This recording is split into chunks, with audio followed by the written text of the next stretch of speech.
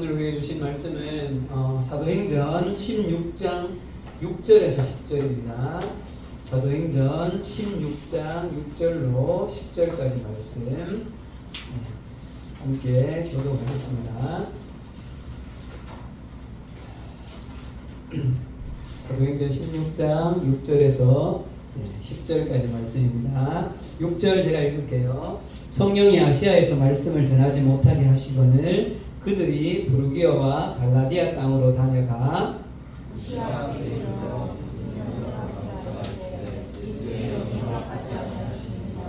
무시아를 지나 드로아로 가는데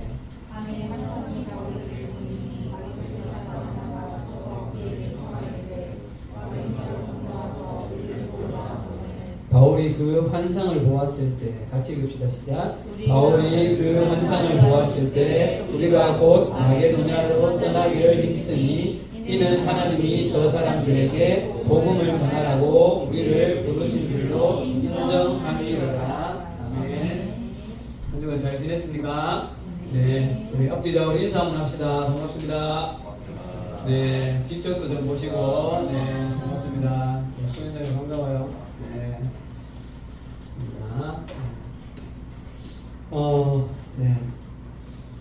좋은 5월이 가고 있습니다. 그죠? 네. 특별히 좋은 계절에 하루하루 좋은 삶을 잘 살아가는 여러분들 되면 좋겠습니다.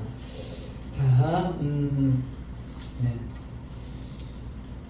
지난주에 우리는 이 바울의 2차 선교 여행을 같이 좀 이렇게 보는 중에 네. 누가 누구를 이렇게 콜링하는 장면이 있었습니까? 누가 누구를? 바울이 누구를? 네, 디모데를 콜링하는 이 장면을 보면서 거기에 응답하는 디모데를 생각해 보았습니다. 조금 전에 우리 하나님의 부르심이라는 찬양의 제목처럼 우리가 또 한 가지 기억해야 될 것은 물론 특별한 경우도 있지만 많은 경우에 일반적으로는 하나님이 쫙 나타나서 내가 너를 부른다 이런 경우는 별로 없습니다. 누군가 하나님의 공동체를 섬기는 사람을 통해서 여러분들에게 하나님의 일을 하나님의 나라와 교회를 위해서 함께 일할 것을 여러분들에게 홀링할 때 순종하는 순종의 발걸음을 떼어보시는 여러분 되기를 다시 한번 권해드립니다. 자, 오늘 말씀의 제목을 한번 봅시다. 읽어볼까요? 조금 길어요. 시작. 삶이라는 이름의 여행, 그 방향키를 성령님께 맡겨라. 말씀을 준비할 때 늘 고민되는 게 제목을 어떻게 잡을까를 고민을 많이 해요. 이 제목을 잡고는 잘 정한 것 같다. 이렇게 감이 좀 있었습니다. 삶이라는 이름의 여행, 그 방향키를 성령님께 맡겨라. 자, 그럼 이렇게 바울이 디모데와 함께 이제 지금 있는 이 지역이 어디예요? 루스드라라는 곳이에요. 루스드라. 자, 지도 좀 보여주세요.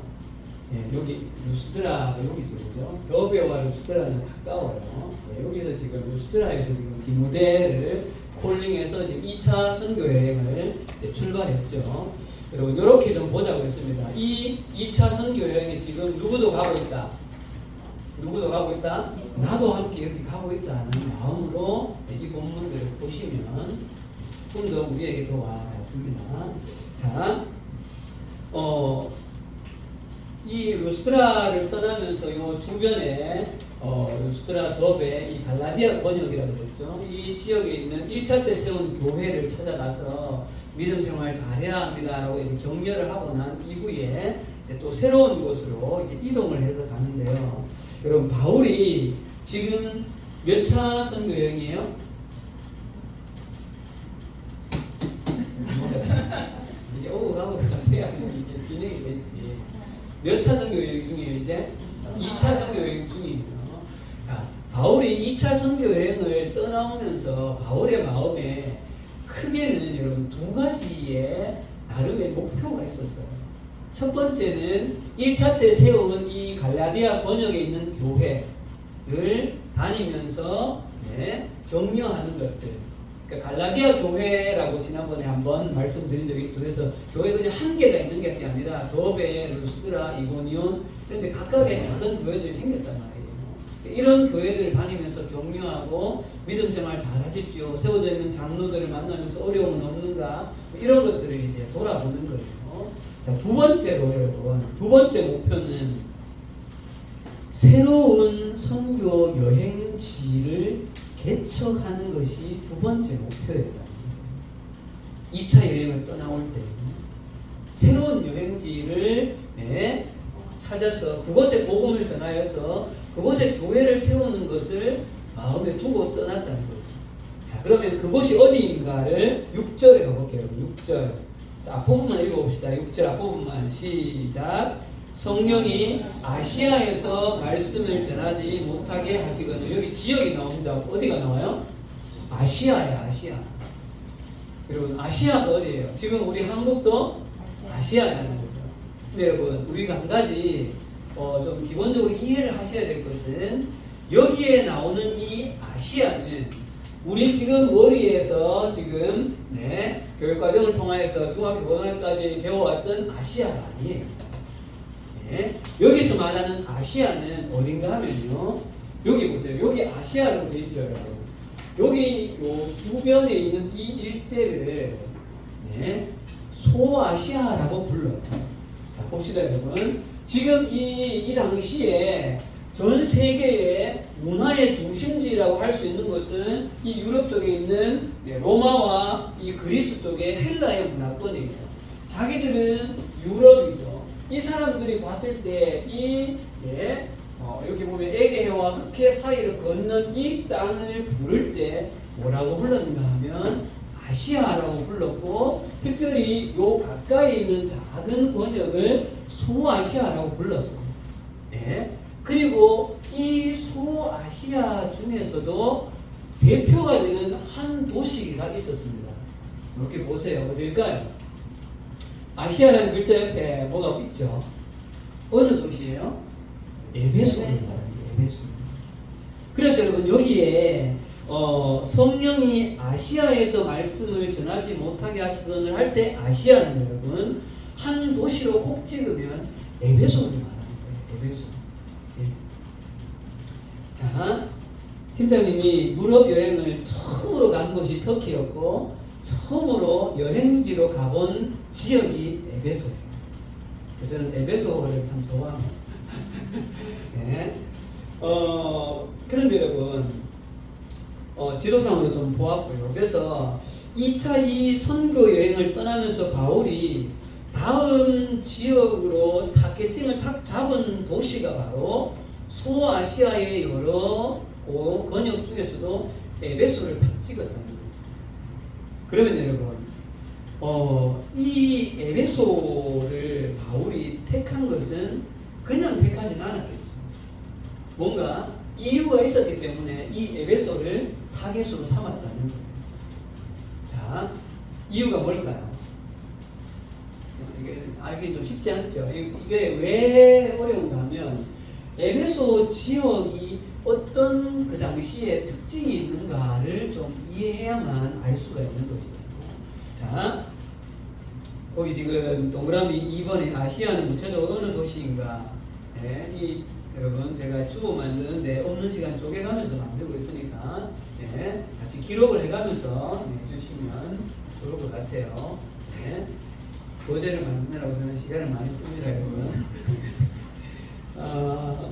여러분, 이 에베소는 첫 번째로 이 소아시아 전체의 중심이 되는 도시였는데 왜 그런가 하면 여러분, 이 아시아 권역에 있는 모든 물건들이 유럽으로 건너가는 그 통로가 에베소였고, 유럽 쪽에 있는 모든 문화나 이런 것들이 아시아로 건너 들어오는 통로가 이 에베소였어요. 그럼 에베소는 그렇게 한마디로 말하면 굉장히 국제적인 큰 무역과 상업이 발달한 도시였어요. 그리고 굉장히 문화적으로 앞서 있는 굉장히 발달한 고대 도시였습니다. 그 당시에 도서관이 굉장히 큰 도서관이 셀수스 도서관이라는 도서관도 큰 것이 있었고 철학도 문화도 아주 성행해 있는, 그리고 이 에베소는 아뎀이라는 여신이 또 굉장히 크게 지금 신전도 있는 그런 도시였어요. 그러니까 바울이 이렇게 생각을 한 거예요. 이 에베소를 공략을 하면 소아시아 전체의 중심되는 도시이니까 소아시아 전체도 커버할 수 있겠다.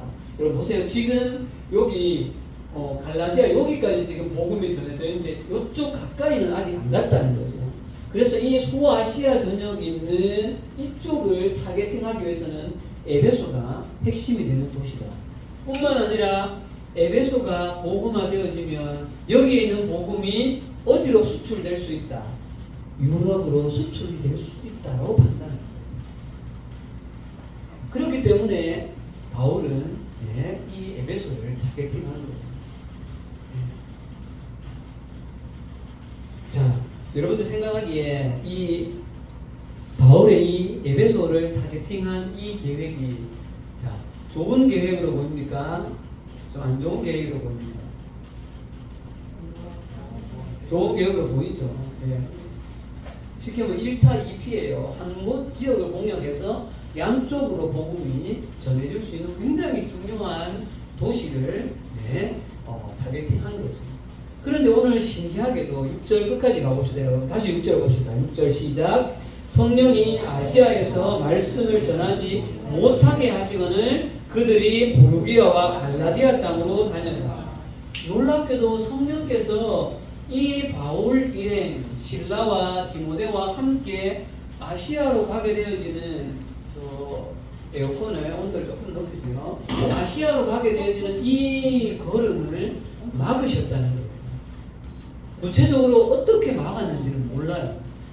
가다가 교통사고가 나게 했는지 어떻게 됐는지는 모르지만 이곳으로 갈 수가 없었다는 거예요.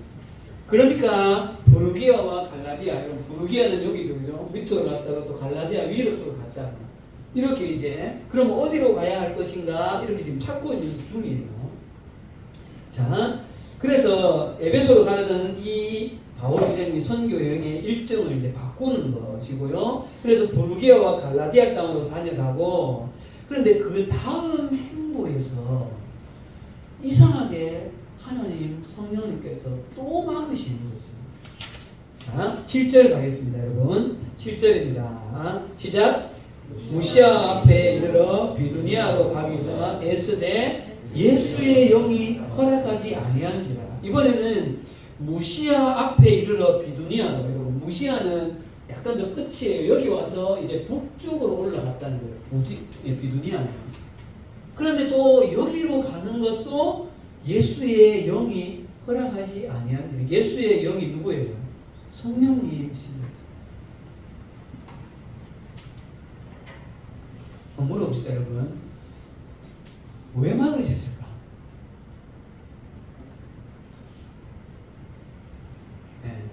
말하자면 왜 막으셨을까? 왜?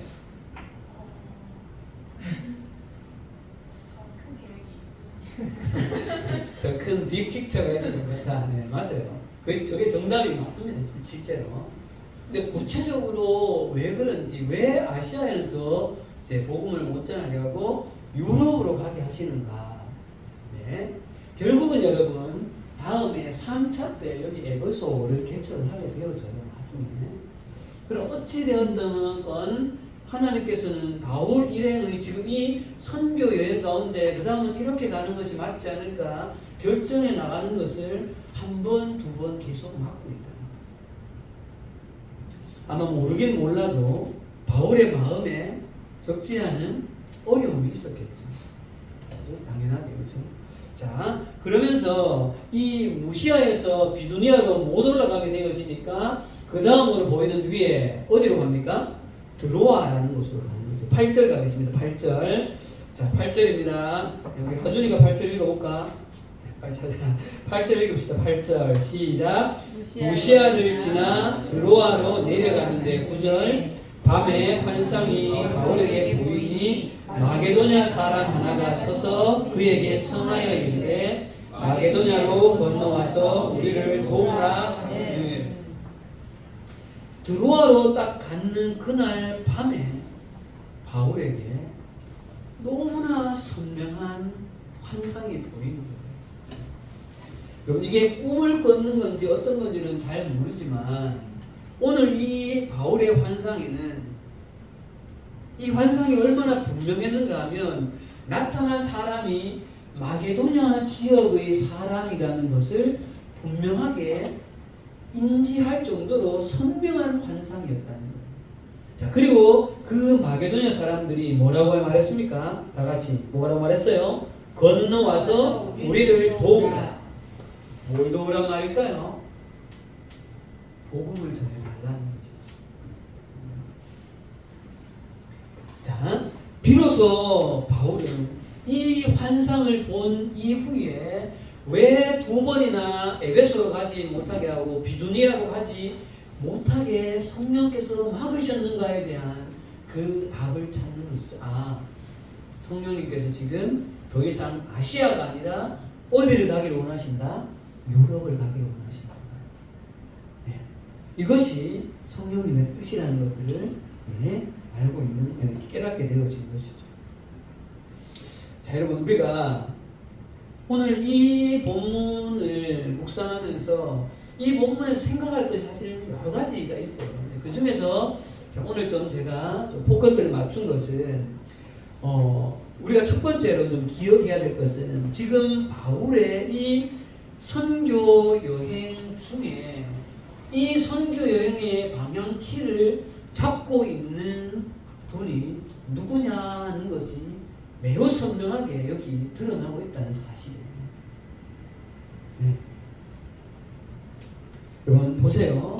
지금 선교여행을 다니는 이 사람들은 바울 1차 때는 바나바, 2차 때 지금 누구 같이 가고 있어요? 실라, 또 한 명 합류한 사람 디모데가 같이 가고 있고, 이들이 지금 사도행전에 선교여행을 하고 있는 것 같지만 실제로 이들의 선교여행의 시작도 중간중간에 결정적인 타임에 방향을 인도해 가시는 분도 누구라는 거예요? 성령님께서 그렇게 하고 계시다는 것이죠. 여러분, 선교여행의 시작이 여러분 사도행전 13장에 안디옥 교회에서 성령께서 불러서 세우는 사람을 파송해라라고 시작도 거기서 시작이 됩니다. 그럼 그래서 지금 눈에 보이는 사람들이 다니고 있는 것 같지만 실제로 이 선교 여행을 이끌고 계시는 분은 성령님 하나님이라는 사실을 분명히 기억해야 된다는 거예요. 그래서 여러분 엄밀히 말하면 이렇게들 누구나 다 인정합니다.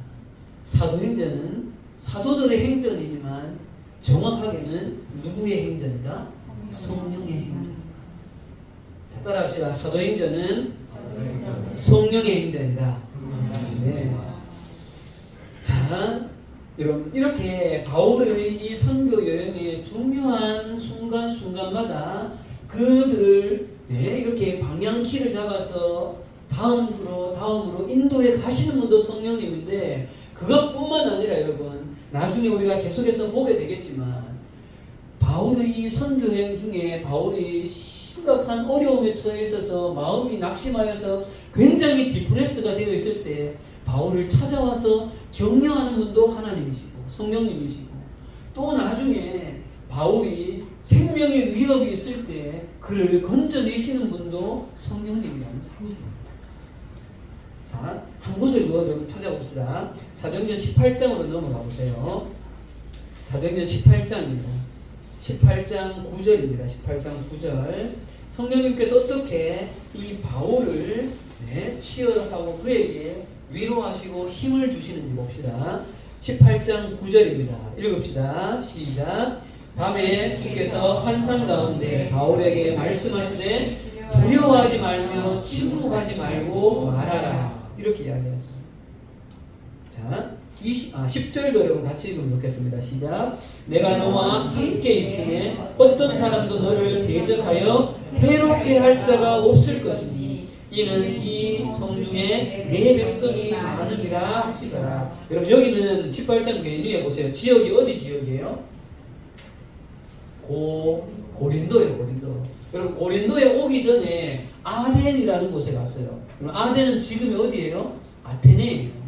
아테네 그 그리스 철학, 지금 인류 역사에 어떻게 보면 철학의 시작인 그 도시에 가서 바울이 당대의 최고의 철학자들과 이 철학에 대해서, 종교에 대해서, 신에 대해서 많은 논쟁을 하고 아레바고에서 설교를 해요. 그런데 그 설교에서 사람들이 복음을 받아들였을까요? 그렇지 않았을까요?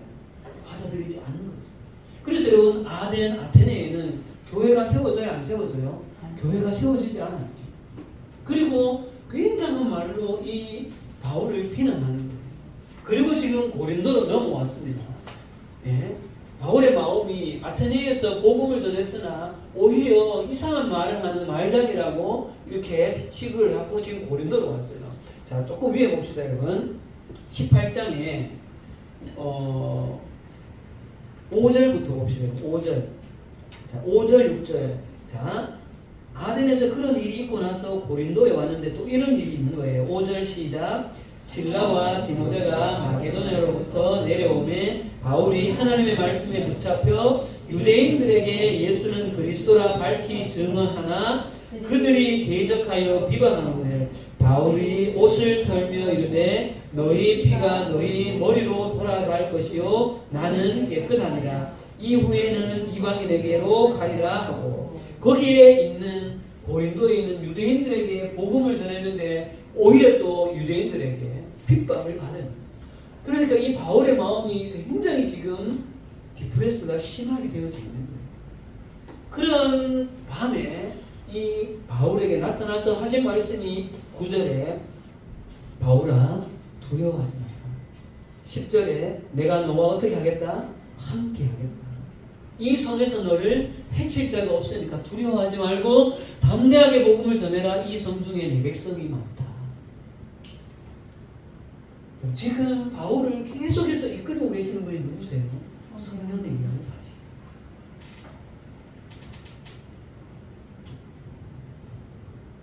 자, 여러분 이렇게 오늘 본문 말씀에서 2번이나 선교여행을 막으시고 또 성령님의 뜻대로 이들의 선교여행의 방향키를 바꾸시고 또 때로는 바울을 이렇게 의도적으로 하나님께서 일부러 바울에게 찾아오셔서 그 격려해 가시는 이런 모습을 우리가 보면서 사도행전은 성령의 행전이다라는 대전제를 좀 가지고 이제 우리의 삶으로 이 본문을 좀 가져와 보도록 하겠습니다.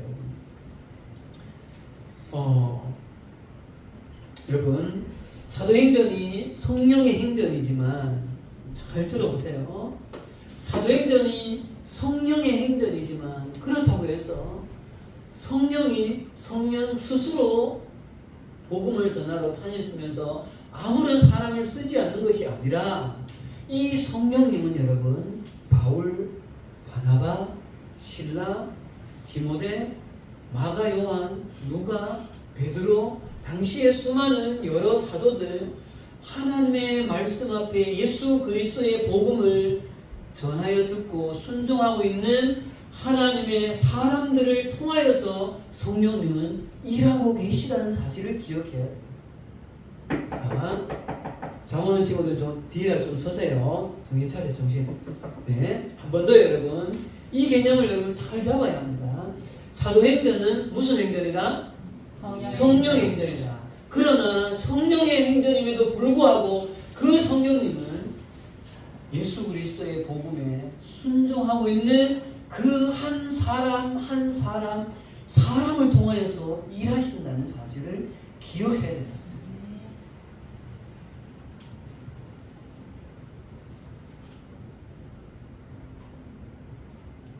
그런데 여러분 이 사실은 이 당시 지금부터 약 2000년 가까운 전인 그때만 그런 것이 아니라 2000년이 지난 2024년 지금 이 시대까지 동일하게 지금 이 시대에도 예수 그리스도의 복음에 사로잡혀 있는 그 사람, 소수의 사람을 통하여서 성령님은 그 사람을 통하여서 지금도 일하고 있다는 사실입니다. 그렇기 때문에 지금 이 시대에도 이 시대의 바울과 이 시대의 바나바와 이 시대의 디모데를 주님은 세우셔서 지금도 복음의 그 성령의 행전을 계속하고 있다는 사실입니다.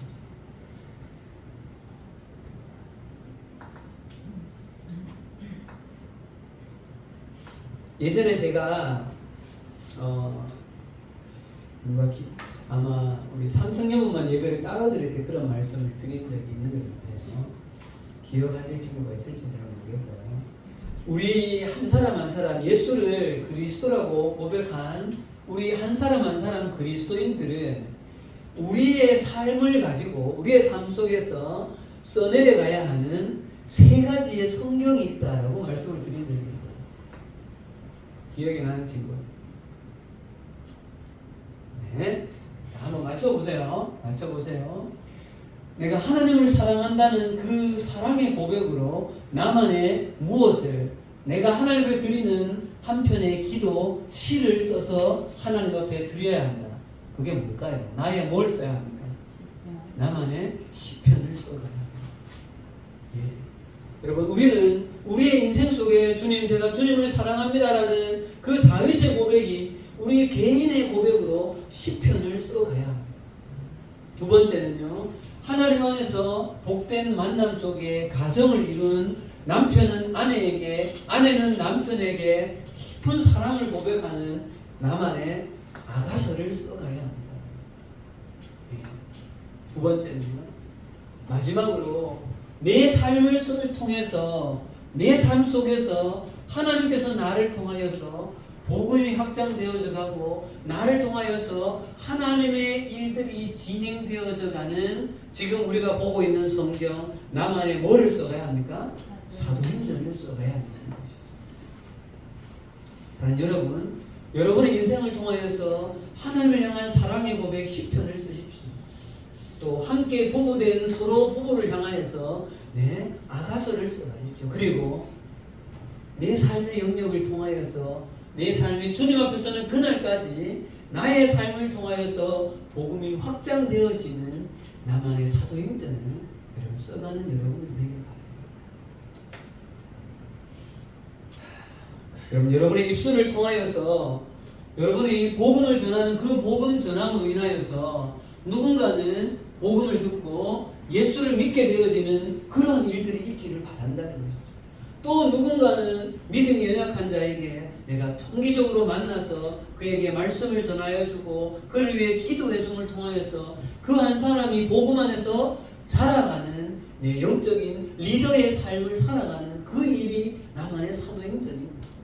또 하나님께서 허락하신 이런 우리가 함께 모여있는 이 교회 공동체, 이 교회 공동체가 여러분 그냥 이루어지는 것이 아니죠.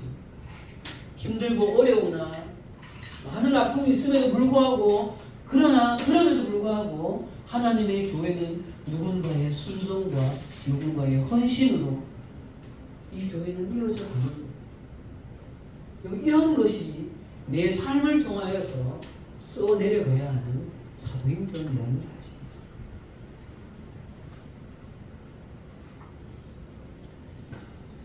자, 이제 말씀을 좀 정리하면서, 그런데 여러분, 우리의 이 삶이라는 이름의 여행 속에 여러분 나만의 어떤 사도행전을 이렇게 써갈 때 오늘 본문이 우리 가운데 전하여 주고 있는 중요한 복음의 진리를 우리 한 가지 깨닫게 되어지는 거예요. 지금부터 이제 좀 잘 들어주세요. 천천히 잠 깨세요.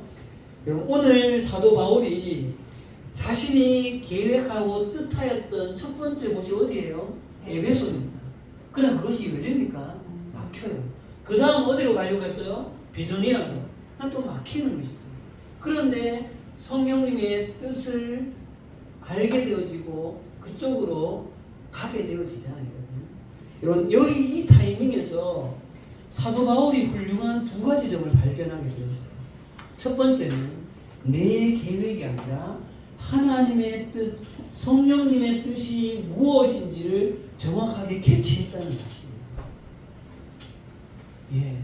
여러분, 여러분의 인생에 수많은 계획들, 그리고 많은 꿈을 꾸시고 내가 언제 이렇게 하고 나는 이 진로로 가야겠다. 내가 나중에 이런 만남을 만나야겠다. 내가 나중에 무엇을 해야 되겠다라는 많은 여러분 계획들을 세우십시오.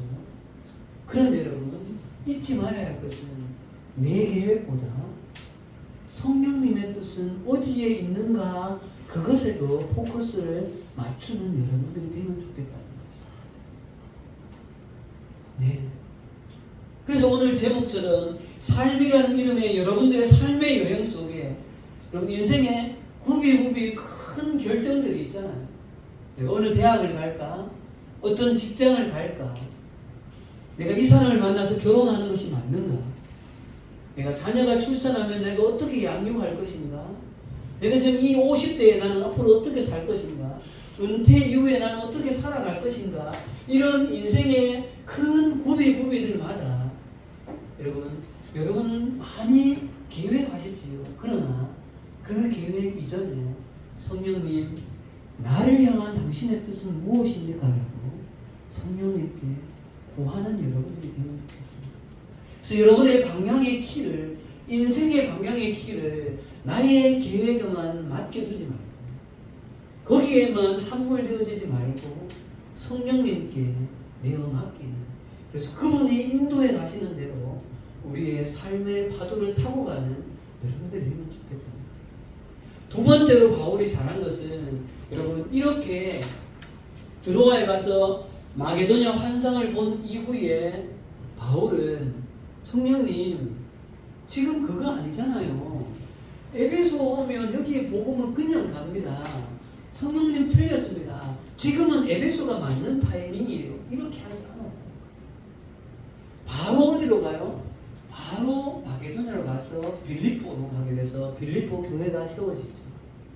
사랑하는 여러분, 여러분의 인생의 구비에서 결정되어지는 그런 결정들 앞에 성령님께서 여러분들에게 이런 누군가의 어떤 조언이나 말씀 속에서 듣게 되어지는 어떤 깨달음이 있다면 여러분 그 말씀에 순종하는 여러분들이 되십시오. 순종하는 여러분. 성령님께 방향의 키를 맡기고 그 성령님께서 나의 계획과는 좀 다른 방향으로 내 인생의 방향을 틀 때에 그때 성령님께 순종하며 나아갈 때 나의 인생의 파도는 성령께서 인도해 가시는 거예요.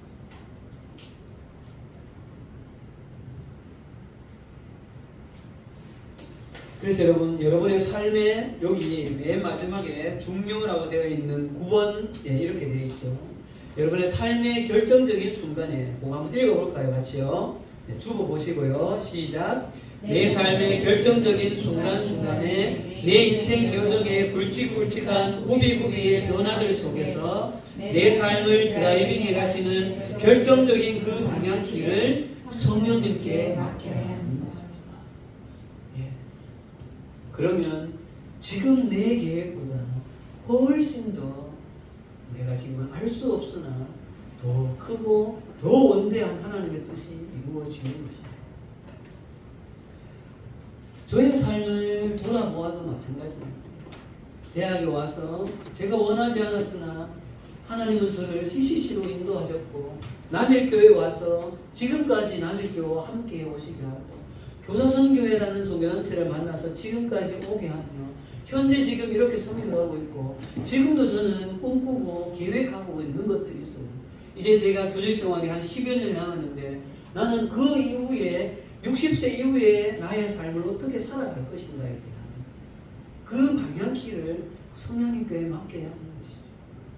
지금 여러분들의 20대 초반 또는 20대 중반 얼마나 많이 꿈을 꿀 수 있는 시대입니까? 그렇죠? 마음껏 꿈꾸십시오. 마음껏 여러분의 인생을 계획하십시오.